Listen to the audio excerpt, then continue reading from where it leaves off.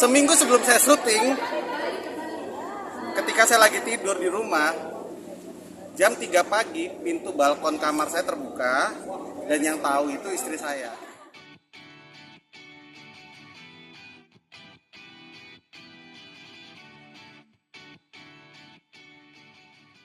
Saya diundang untuk main di proyek film Perjanjian Gaib ini juga sebuah sebuah kesempatan yang luar biasa karena saya belum pernah sama sekali jadi tokoh utama di sebuah film bergenre horor.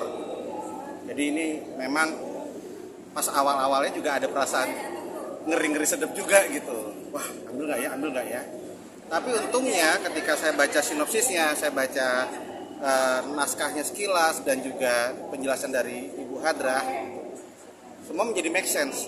Karena menurut saya horor yang paling dekat sama penonton itu juga harus dekat dengan ketakutan masyarakat banyak atau orang banyak gitu loh. Dan di sini ketakutannya itu adalah mengenai lebih takut mana, miskin atau takut sama setan. Nah, mudah-mudahan lewat cerita ini bisa dijawab bersama-sama dan dibahas bersama-sama setelah filmnya ditonton. Tapi kalau mau cerita agak-agak unik dan gaib, seminggu sebelum saya syuting, ketika saya lagi tidur di rumah, jam 3 pagi pintu balkon kamar saya terbuka dan yang tahu itu istri saya. Istri saya pagi-pagi jam 3 mendengar ada suara seperti pintu balkon kebuka dan dia nggak berani ngapa-ngapain, nggak berani turun dari kasur dan dia berusaha untuk membangunin saya. Tapi sayanya tetap tidur pulas, gitu, tetap tidur pulas. Jadi menurut saya kalau misalkan ada hal-hal gaib di di seputaran syuting film ini ada. Dan tetap bisa dibilang sih nggak bisa dijelasin juga karena biasanya juga pintu balkon saya itu sudah saya kunci, sudah saya kunci slot gitu loh.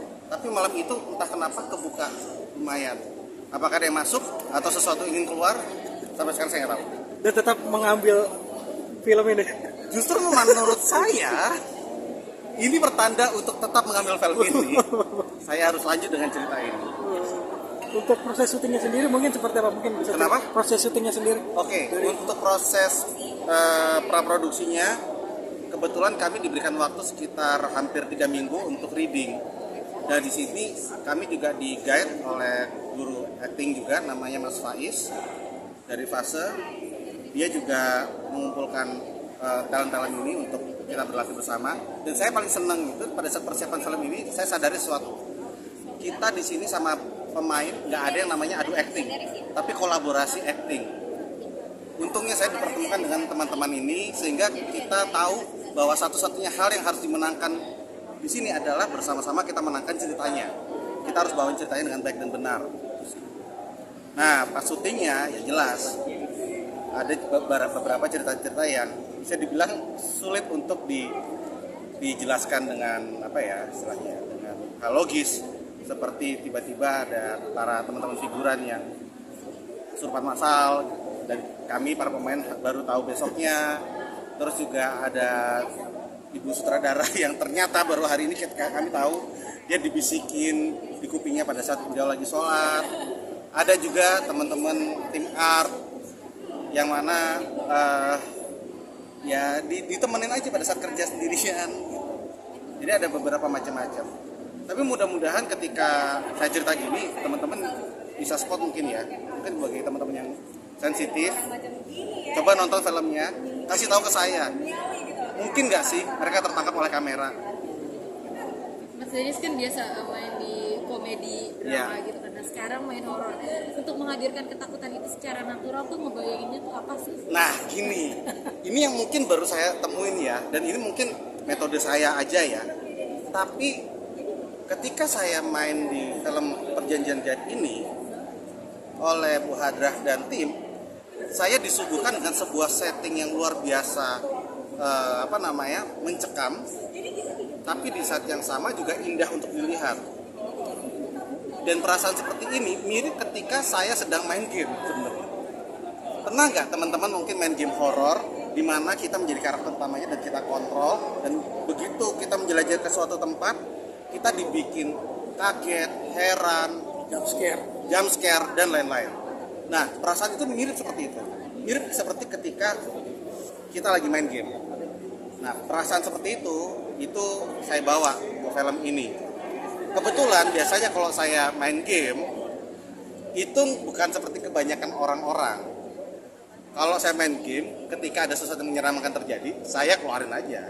Mungkin bisa dibilang saya cukup ekspresif gitu loh. Saya selalu nggak menahan perasaan saya. Nah, perasaan seperti itu, metode seperti itu, ya saya bawa ke film ini ketika syuting. Berarti ini film pertama ya Pak? Ini bisa dibilang ini film pertama sebagai peran utama di film horor. Sebelumnya sih supporting aja. Mungkin tantangannya biasa main sebagai sosok yang kocak, sekarang jadi sosok yang penakut. Nah, itu juga tuh tantangan banget. Soalnya gini, di sini saya membawakan komedinya itu tidak terlalu harus lepas seperti film-film sebelumnya. Jadi prinsip acting yang saya bawa kali ini adalah bikin orang tertawa ketika saya sebagai karakter utama tertimpa musibah. Kenapa begitu? Well, kebanyakan dari orang-orang kan begitu. Ketika ada seseorang tertimpa sebuah tragedi, mungkin di hari-hari pertama dia akan bersimpati terhadap orang tersebut. Tapi berikan cukup waktu. Beberapa saat kemudian, kadang-kadang juga ada yang ketawa kan. Seringkali kita itu tertawa di atas tragedi orang. Nah, itu perasaan itulah yang saya bawa ke dalam karakter Andri ini. Penonton mudah-mudahan bisa tertawa ketika saya dan peran yang dibawakan oleh Della ditimpa kemalangan berkali-kali. Kapok Mas? Apa? Kapok? Enggak sih, justru ini bisa dibilang salah satu syuting terasik dan terseru yang pernah saya alami gitu loh. Semua kru sangat-sangat kooperatif, teman-teman aktor lainnya pun juga menganggap ini sebuah kolaborasi bersama, dan settingnya pun juga, makhluk gaibnya pun juga mau ikut membantu. Jadi ini mungkin kolaborasi dua dunia mungkin ya, bisa dibilang gitu. Pastinya sih untuk cerita-cerita seperti ini saya nggak kapok, apalagi horor yang dihadirkan itu kisahnya itu juga berangkat dari kegelisahan yang kita kenal bersama, yaitu himpitan ekonomi dan segala kesulitan-kesulitan seperti itu, dan bagaimana kita menanggapinya. Mas, mungkin ketika scene tadi lagi dibisikin sama setan tuh merindingnya kayak gimana? Oke, pas syuting, ada adegan dibisikin sama setan. Sebenarnya sebelum scene tersebut saya mesti nahan ketawa banget. Di scene tersebut syutingnya jam 3 pagi, udah agak-agak ngantuk. Terus kita syuting adegan saya dibisikin sama setan. Nah, masalahnya adalah yang ngantuk kan gak cuma saya, tapi juga aktor yang jadi setan. Tahu dong kalau ada sesama aktor bela-belain begadang, ya, matanya dimelotot-melototin, make upnya setan, mukanya seperti apa. Nah, itu yang bikin saya ketawa gitu. Jadi sebenarnya di adegan tersebut saya nahan ketawa sebenarnya. Soalnya mukanya si aktornya lucu gitu loh. Begitu Bu Adra bilang cut, baru saya ketawa. Sorry. Muka lo lucu banget gitu. Jadi memang itu termasuk salah satu ujian saya sebagai aktor gitu, untuk menahan ketawa apapun yang terjadi di depan mata saya gitu. Berarti bukan merinding atau takut Ya, ya? harusnya merinding, tapi saya malah ketawa.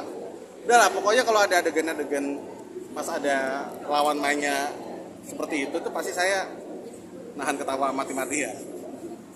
Pesan apa Mas yang disampaikan di film ini Mas? Untuk masyarakat? Apa? Oh ya, Pesan yang diambil mungkin dari karakter. pesan yang diambil.